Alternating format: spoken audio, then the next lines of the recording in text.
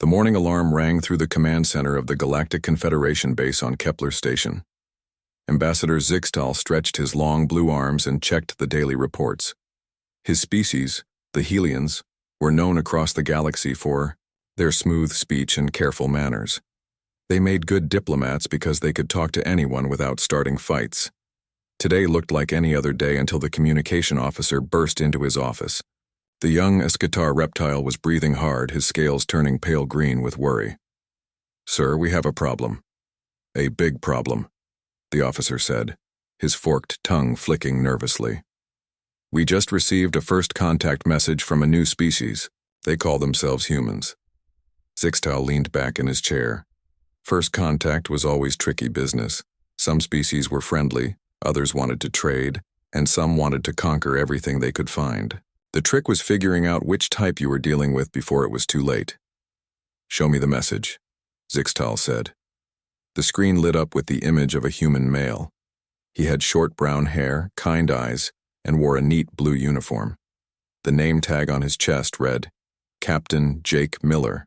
Behind him, Zixtal could see other humans working at various stations. They all looked calm and organized. Captain Miller smiled warmly at the camera and began to speak. "Greetings, distinguished neighbors.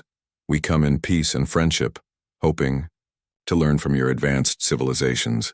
We bring gifts of goodwill and ask only for the privilege of joining your community. We understand that you have built something wonderful here among the stars, and we would be honored to contribute in any small way we can."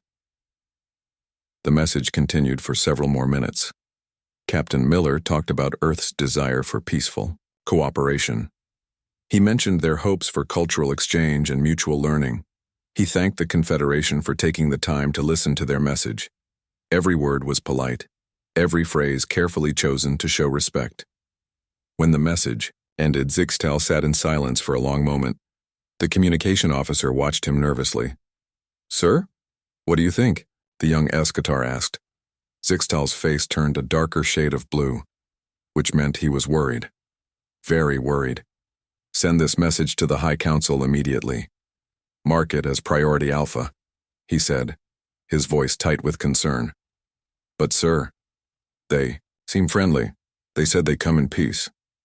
Zixtal stood up and walked to the large window that looked out into space. Thousands of stars twinkled in the darkness, each one representing worlds that had learned the hard way about species that came in peace. "Young officer, how long have you been working in diplomatic communications?" Zixtal asked. 6 months, sir." "Then you have not yet learned the most important rule of galactic diplomacy." Zixtal turned to face him. "The politer they sound, the quicker you need to run." The officer looked confused. "I don't understand, sir." Zixtal walked over to his desk and pulled up several files on his computer. Images of destroyed worlds filled the screen. Cities turned to ash, entire populations wiped out, planets stripped of all resources. "The Vrex Empire," Zixtal said, pointing to the first image. "When they made first contact with the Centauri Republic, they sent a message that was even more polite than this human transmission. They spoke of friendship, cooperation, and peaceful trade.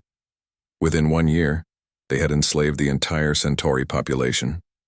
He clicked to the next image. "The Silent Ones. They contacted the crystal worlds with messages full of respect and admiration for crystal technology. They asked humbly to learn from such advanced beings. 6 months later, every crystal city was harvested for its energy cores. The young officer's scales were now completely pale. But surely not every polite species is dangerous. "Perhaps not," Zixtal admitted. "But in 300 years of diplomatic service, I have learned this. Species that are truly peaceful do not waste time with excessive politeness. They are direct, honest, and sometimes even rude. It is the ones who spend too much effort being nice that you must watch carefully." Zixtal sat back down and began typing urgent messages to various military commanders throughout the Confederation. Think about it logically. If you had just developed faster than light travel and discovered you were not alone in the universe, what would be your first reaction? The officer thought for a moment. "I would probably be excited, maybe a little scared. I would want to know who you were and what you wanted." "Exactly. You would ask questions. You would want information. You might even make demands or set conditions. For further contact. Zixtal finished typing and sent the messages. You would not immediately start apologizing for existing and begging to join a community you know nothing about. The implications were becoming clear to the young officer. His scales began to darken with understanding and fear. These humans, Zixtal continued, they are not asking us anything. They are not making any demands. They are not even trying to negotiate. They are simply offering themselves as humble servants to our great and wonderful civilization. No species does that unless they believe they are so much stronger than us that our response does not matter. The communication system chimed with incoming responses from across the Confederation. Military alerts were being sent to every member world. Fleet commanders were being briefed on the potential new threat. Intelligence services were beginning deep scans of the human home system. What do we do now, sir? The officer asked. Zixtal looked back at the frozen image of Captain Miller's friendly smile. The human looked so sincere, so genuinely happy to make contact. That was exactly what made him so terrifying. Now we prepare, Zixtal said. We gather our fleets, we study these humans from a safe distance, and we try to figure out what they really want before they decide to take it. The young officer saluted and hurried out to help coordinate the military response. Zixtal remained at his desk, staring at the human captain's image. 300 years of diplomatic experience told him that such excessive politeness could only mean one thing. The humans were coming, and they were confident enough to announce it with a smile. 3 weeks after the first human message, Starbase Harmony buzzed with nervous activity. The ancient space station had hosted diplomatic meetings for over 500 years, but never under such tense conditions. Security forces from 12 different species patrolled the corridors. Weapon scanners worked overtime at every entrance. Ambassador Zixtal stood in the main conference room, watching his staff set up defensive positions around the meeting table. The Eschatar guards had installed energy shields behind their chairs. The crystalline resonance hummed low warning tones that made the walls vibrate. Even the Peaceful Traders Alliance had brought armed escorts. "Are you sure this is wise?" asked Commander Vex, the Eschatar military advisor. His reptilian eyes darted nervously toward the viewing port where a small human ship could be seen approaching. "We should have met them in neutral space with a full battle fleet." Zixtal adjusted his formal diplomatic robes. "If we show too much military force, they might take it as a challenge. Better to appear cautious, but not openly hostile.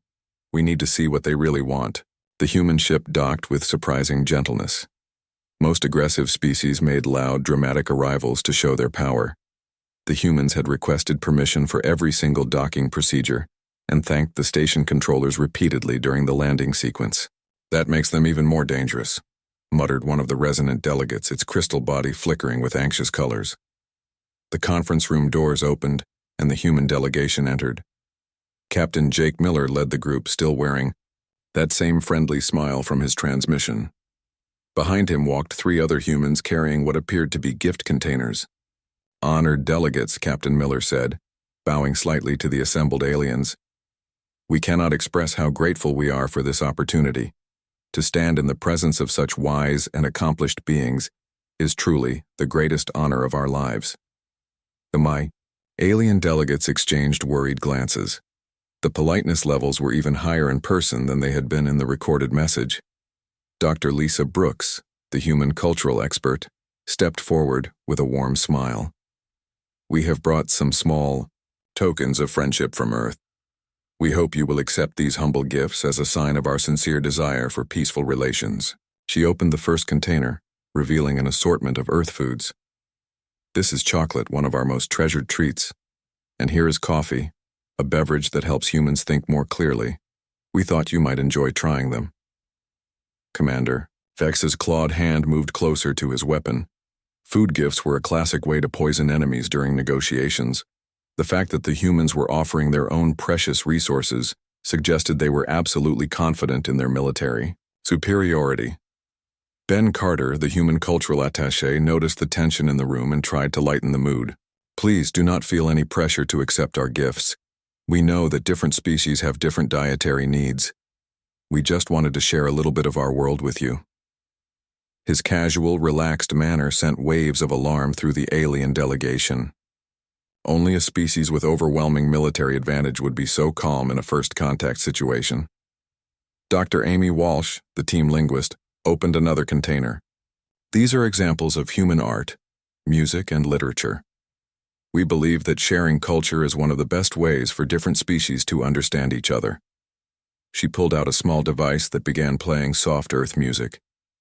The melody was gentle and peaceful, which made the aliens even more suspicious. Clearly, this was psychological warfare designed to make them lower their guard. Captain Miller gestured to the chairs around the meeting table. "May we sit? We would love to hear about your civilizations and learn how we might contribute to the greater galactic community." The alien delegates reluctantly took their seats, keeping their defensive shields active. Zixtal cleared his throat and began the formal opening statements. "We welcome you to Starbase Harmony," he said carefully. "Before we proceed, we must establish certain boundaries. The Confederation maintains strict territorial agreements. Military expansion beyond designated zones is not permitted. Resource extraction requires approval from local system governments." He was giving the humans a chance to reveal their true intentions by explaining the rules they would need to break for any conquest plans. Captain Miller nodded enthusiastically. "Of course, we completely understand and respect your territorial agreements. We would never dream of expanding into any area without proper permission and consultation. We are here to learn and contribute, not to take anything that does not belong to us."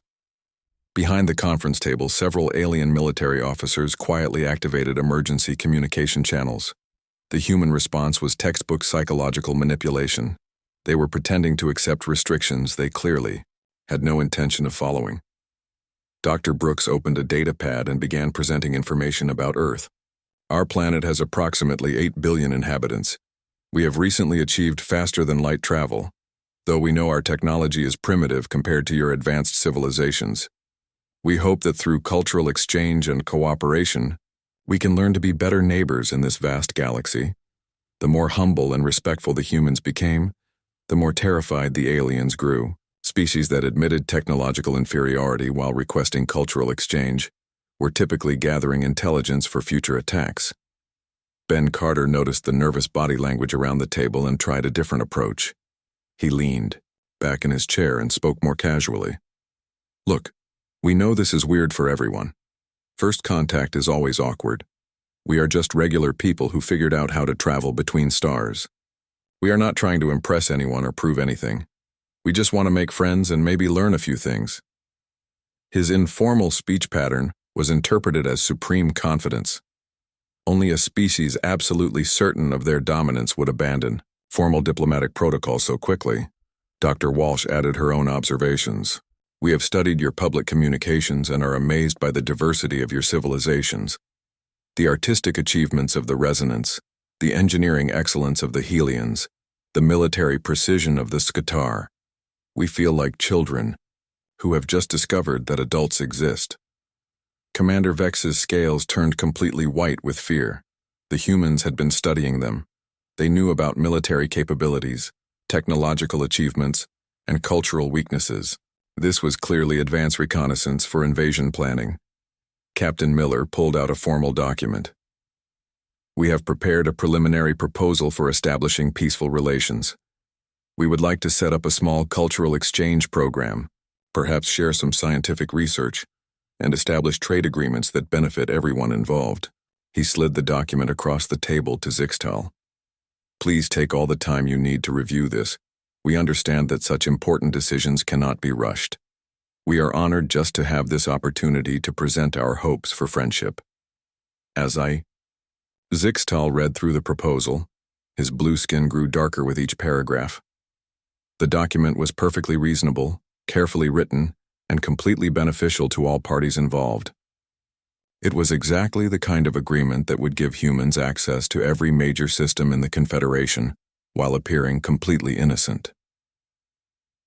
The meeting continued for 2 more hours, with the humans maintaining their polite, humble demeanor throughout every discussion. They asked thoughtful questions about alien cultures, expressed genuine admiration for various achievements, and repeatedly thanked everyone for their patience and wisdom. By the time the session ended, every alien delegate was convinced they had just met the most dangerous species in galactic history. The humans were so confident in their power that they did not even bother to make threats.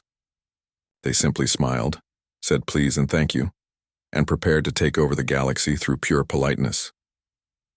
As the human delegation left the conference room, still expressing gratitude for the meeting, Commander Vex turned to Zixtal with fear in his reptilian eyes. "How long do we have before they attack?" he whispered. Zixtal watched the humans walk away, their casual conversation and relaxed laughter echoing through the corridor, like the sound of approaching doom. "Not long," he replied. "Start mobilizing the fleets." News of the human meeting spread across the galaxy faster than light itself. Within hours of the diplomatic session, emergency broadcasts were being sent to every member world of the Confederation. The message was simple and terrifying. A new species had appeared, and they were unnaturally polite. On the war world of Siskatar Prime, General Thax studied the recorded footage of Captain Miller's presentation. His battle-scarred reptilian face showed deep concern as he watched the humans smile and bow to the alien delegates. "Look at this," he hissed to his staff officers, pointing at the screen. "See how relaxed he is? No nervous movements, no defensive postures. This human knows he holds all the power in that room." The general's aide, a young warrior named Kess, watched the footage carefully. "Sir, perhaps they are simply a peaceful species." General Thax's laugh was cold and harsh. "Peaceful species do not develop faster than light travel, young one. They get conquered by those who do. No, these humans are predators.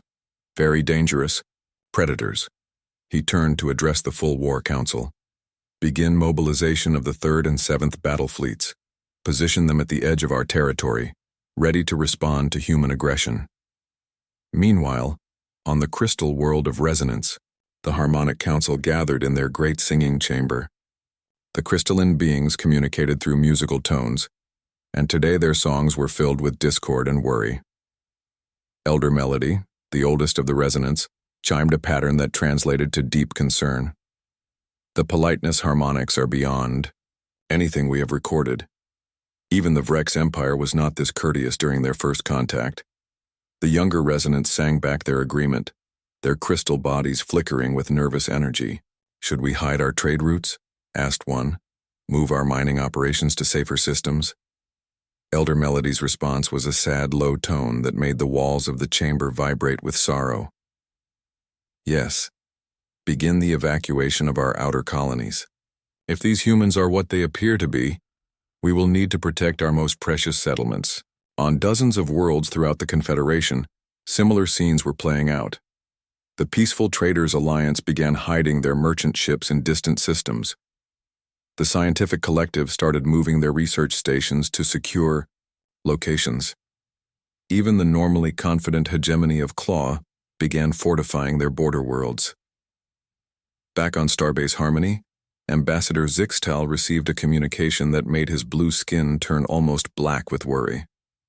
The message was from Captain Miller, and it was even more polite than his previous transmissions. "Distinguished Ambassador Zixtal," the message began, "we want to thank you again for the incredible honor of meeting with the Confederation Council. Your wisdom and patience have been truly inspiring. We hope that our humble presence did not cause any discomfort or inconvenience." Zixtal paused the message and called for his communications officer. The young Sikatar hurried into the office, his scales still pale from the ongoing crisis. "Record the politeness levels of this transmission," Zixtal ordered.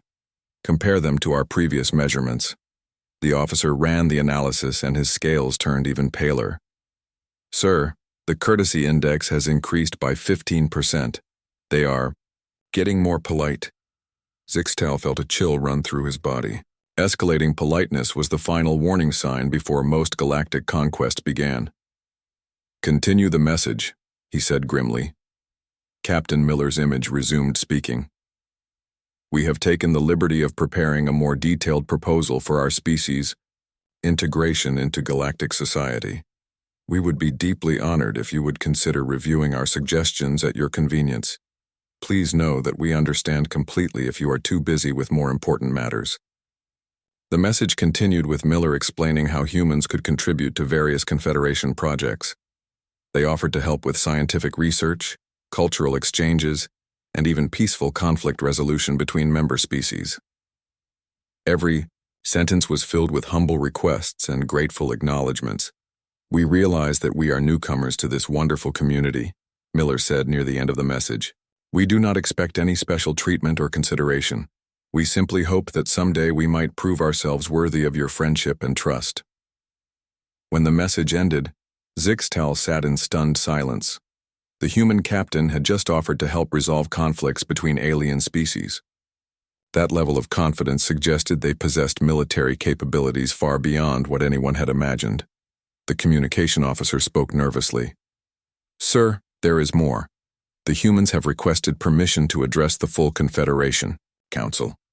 They want to speak to representatives from every member world." Zixtal's diplomatic training told him this was the moment of greatest danger. When a species requested to address the entire galactic community, it usually meant they were about to make demands backed by overwhelming force. "Grant the request," he said finally. "But increase security to maximum levels. Position our fastest ships near the station, ready to evacuate the delegates if necessary." 3 days later, the great assembly hall of Starbase Harmony was packed with representatives from across the galaxy. Military officers stood at every entrance. Weapon detectors hummed continuously. Emergency evacuation plans had been distributed to every delegate. Captain Miller entered the hall with the same warm smile he had worn during the first meeting. He was accompanied only by Dr. Brooks and Ben Carter, showing either incredible confidence or complete ignorance of the danger he was walking into. The hall fell silent as Miller approached the speaking platform. Hundreds of alien eyes watched, his every movement looking for signs of the threat they knew was coming. "Honored delegates of the Galactic Confederation," Miller began, his voice carrying clearly through the hall's speakers. "I stand before you today as a representative of humanity, but more importantly, as someone who dreams of a future where all intelligent species can work together in peace and friendship." Several delegates shifted nervously in their seats. The speech was starting exactly as predicted, with excessive humility and talk of peace. Miller continued, "We know that we are the youngest species in this assembly. We have much to learn from your advanced civilizations. We do not come here with demands or expectations. We come with hope and with a sincere desire to contribute whatever small gifts we might possess to the greater good of all." In the back of the hall, General Thax whispered urgent instructions to his communication officer. "Alert the fleet commanders, the human is beginning his psychological assault." Dr. Brooks joined Miller on the platform and began presenting detailed information about human civilization. She spoke about Earth's history, their struggles with war and peace, their scientific achievements, and their cultural diversity. "We are not a perfect species," she admitted openly. "We have made many mistakes in our history. We have fought wars, damaged our environment, and sometimes treated each other poorly. But we have also learned to do better. We have learned the value of cooperation, the importance of protecting those who cannot protect themselves, and the beauty of diversity."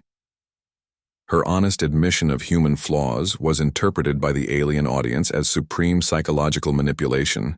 Only a species absolutely certain of their superiority would admit to weaknesses so openly. Ben Carter then presented humanity's specific proposals for joining the Confederation. They offered to share their medical knowledge, their agricultural techniques, and their conflict resolution methods. They requested nothing in return except the opportunity to learn and contribute. "We understand that trust must be earned," Carter said with genuine sincerity. "We do not expect you to welcome us immediately. We are willing to prove ourselves through our actions, to show that our words of peace are backed by genuine intentions." The presentation continued. The tension in the hall grew thicker. Every humble offer, every polite request, every expression of gratitude was seen as evidence of the human's hidden agenda. When Miller concluded his speech with a simple, "Thank you for listening to us," the silence in the hall was deafening. Delegates from across the galaxy sat frozen, waiting for the other shoe to drop, for the humans to reveal their true demands. But Miller simply smiled, bowed politely to the assembly, and walked away from the platform with his team. As they left the hall, the alien delegates began whispering frantically among themselves. The humans' politeness had reached levels that defied measurement. Their confidence was so complete that they had not even bothered to make threats. In the communication center beneath the hall, emergency messages were being sent to every corner of the galaxy. The human threat was now considered imminent. Fleet. Commanders received orders to prepare for full-scale war. Nobody noticed that Captain Miller and his team genuinely believed the meeting had gone well.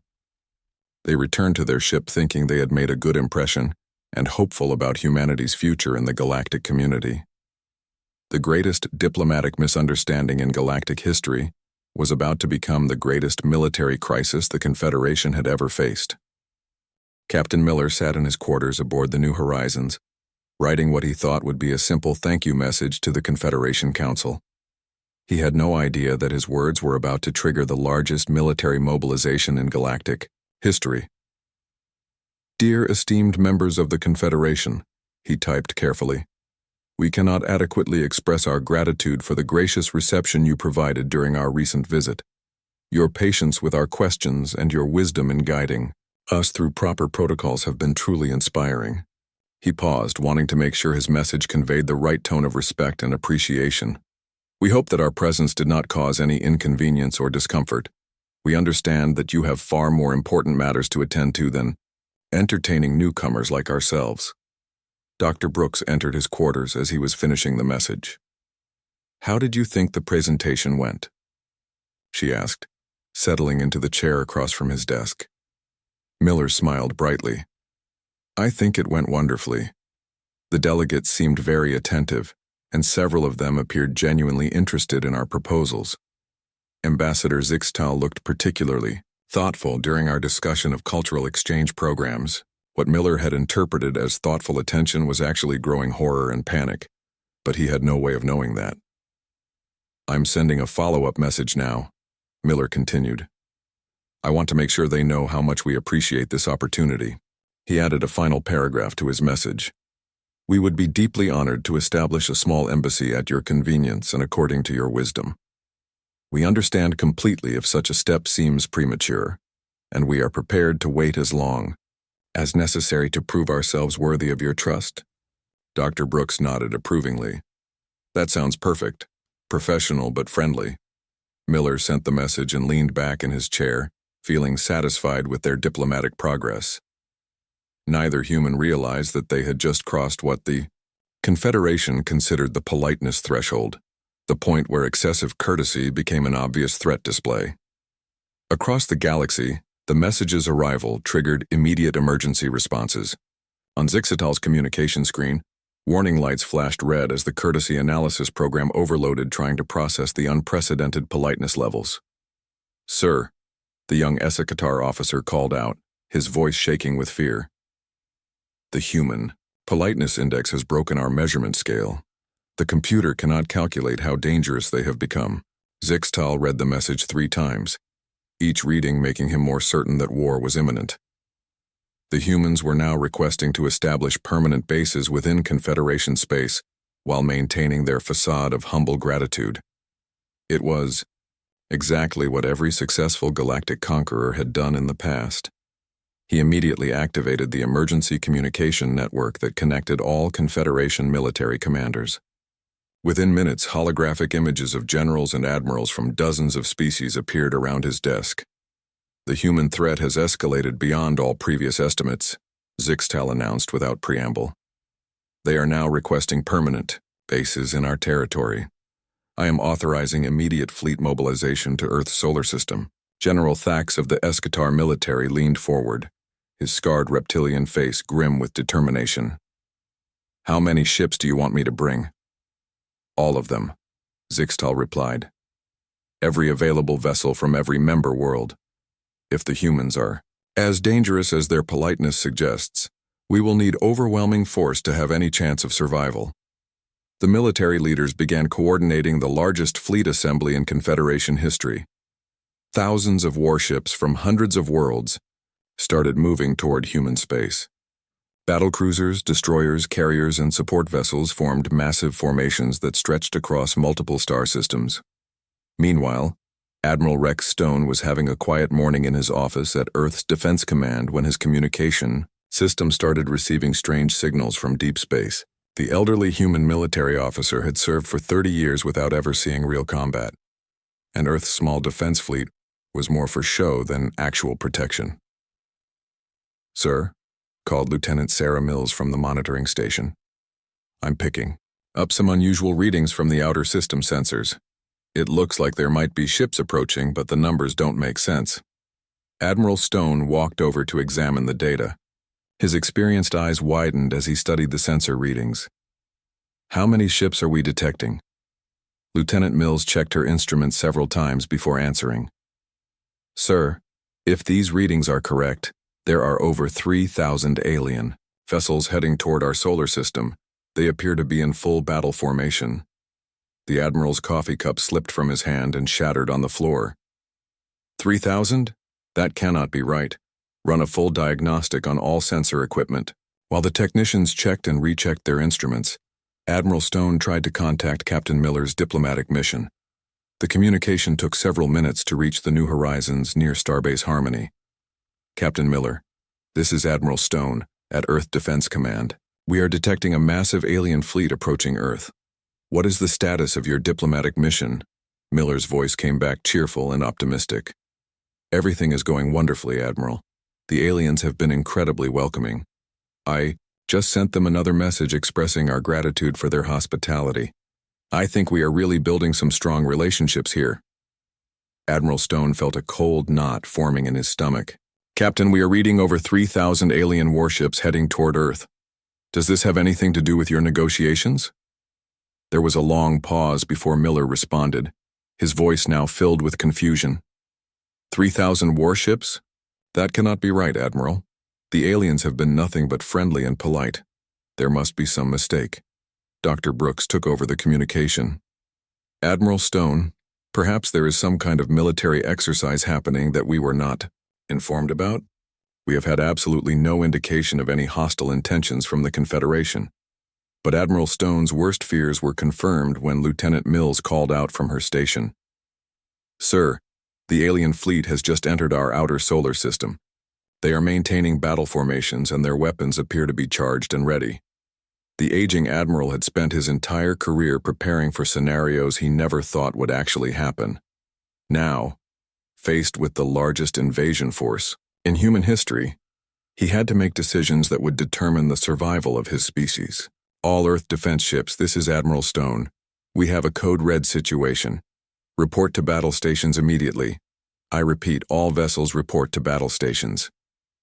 Earth's defense fleet consisted of 12 small cruisers and 36 patrol ships, a force that had been designed more for policing space traffic than fighting galactic wars. Against 3,000 alien warships, they stood no chance whatsoever.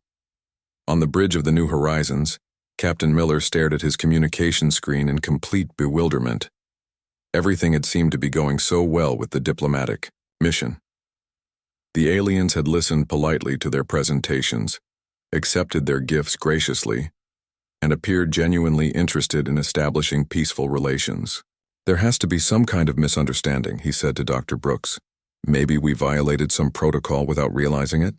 Or perhaps there is a translation error in our communications?" Dr. Brooks was already pulling up recordings of all their interactions with the alien delegates. "Let me review everything we said and did. There must be something we missed." Ben Carter, who had been monitoring various alien communication frequencies, suddenly looked up from his station with alarm. "Captain, I'm picking up military communications from across the Confederation. They are talking about something called a politeness threshold and human threat levels.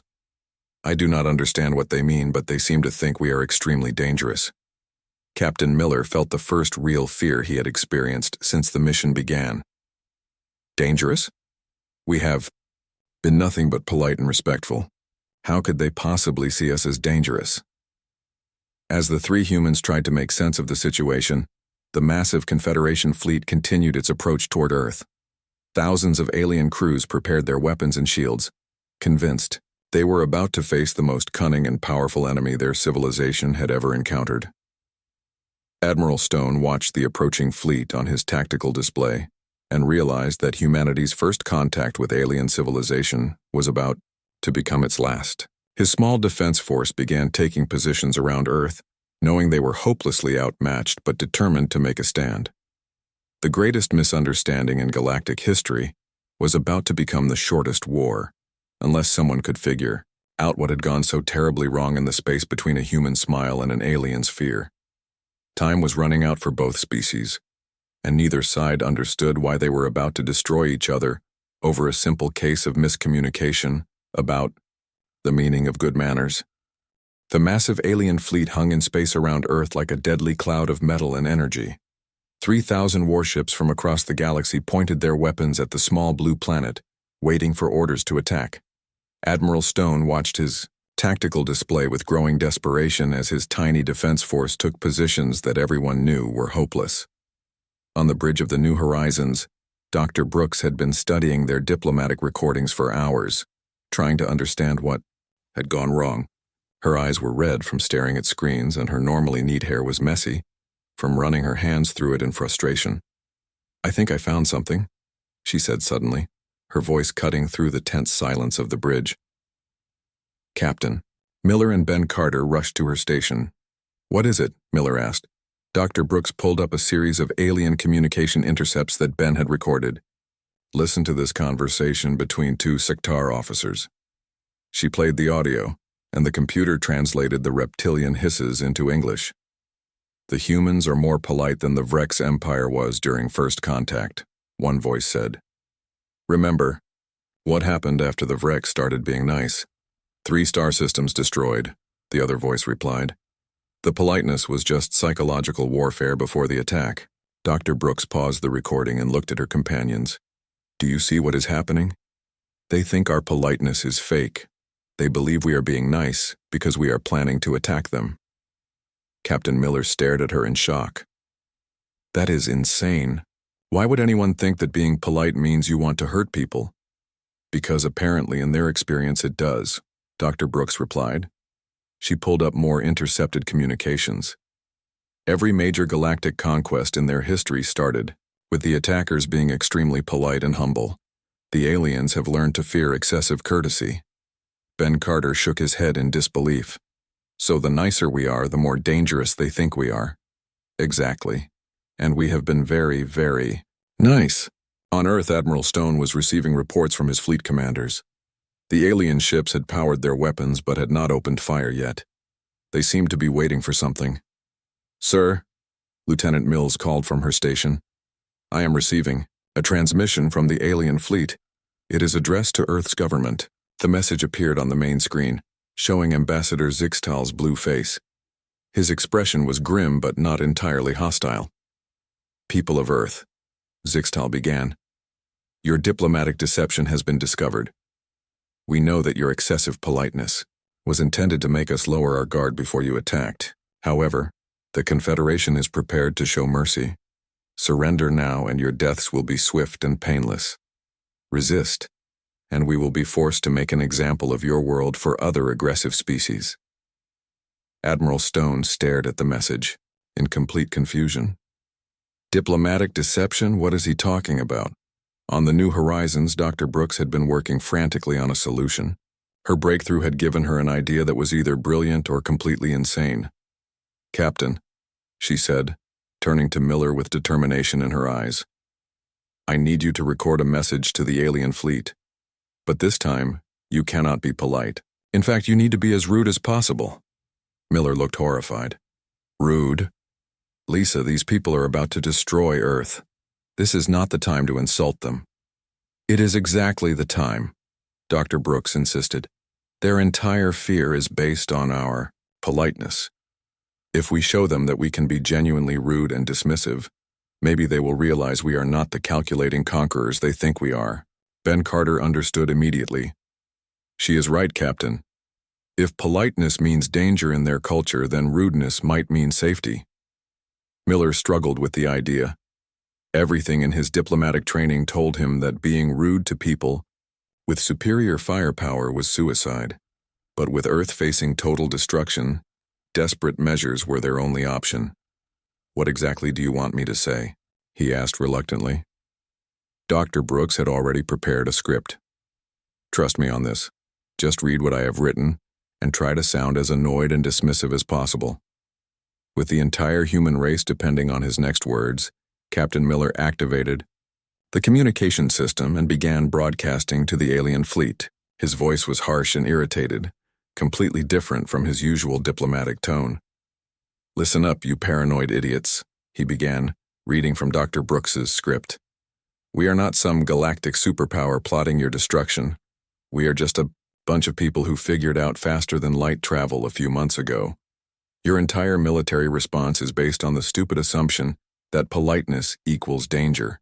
Throughout the alien fleet, communication officers stopped their work to listen to the unprecedented transmission. On the bridge of the Siskatar flagship, General Thax's reptilian eyes widened in surprise. Miller continued, his voice growing more forceful. "We brought you chocolate and asked nicely to be friends because that is what civilized people do. If we wanted to conquer you, we would just do it instead of wasting time with thank you messages. The fact that you cannot tell the difference between courtesy and threat suggests your entire civilization has serious trust issues." On dozens of alien ships, weapons officers looked at each other in confusion. The human's tone was completely different now.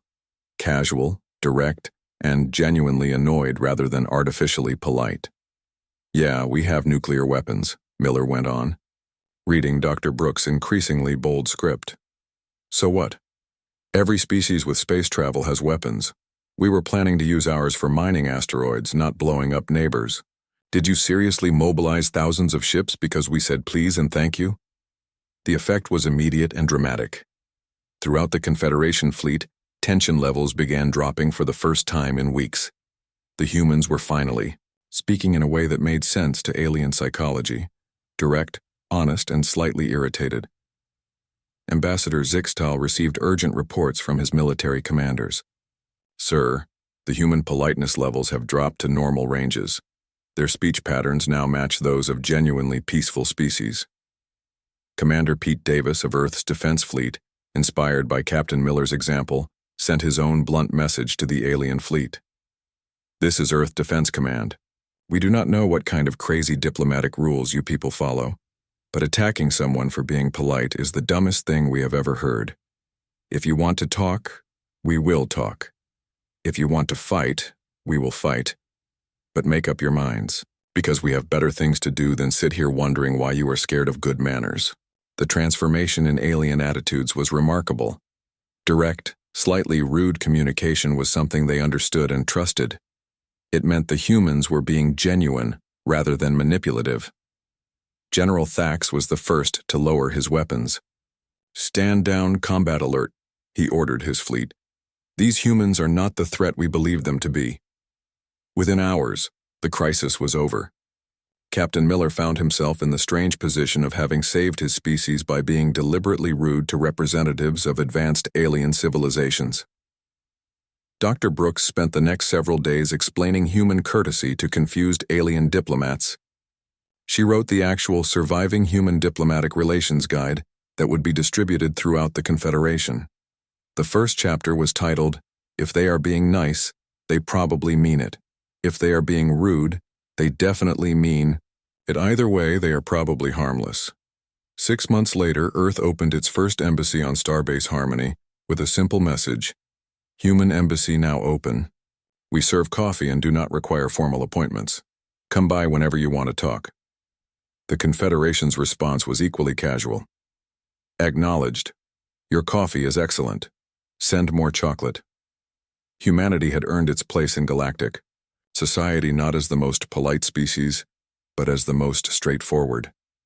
It turned out that in a galaxy full of species afraid of deception, simple honesty was the most valuable diplomatic tool of all. Captain Miller never did learn to enjoy being rude, but he did learn that sometimes the best way to make friends was to skip the formalities and just be yourself, even if yourself happened to be a little bit irritated with people who could not tell the difference between good manners and galactic conquest. The humans had solved their first interstellar crisis by discovering that in space, as on Earth, Sometimes, you just had to tell people exactly what you thought.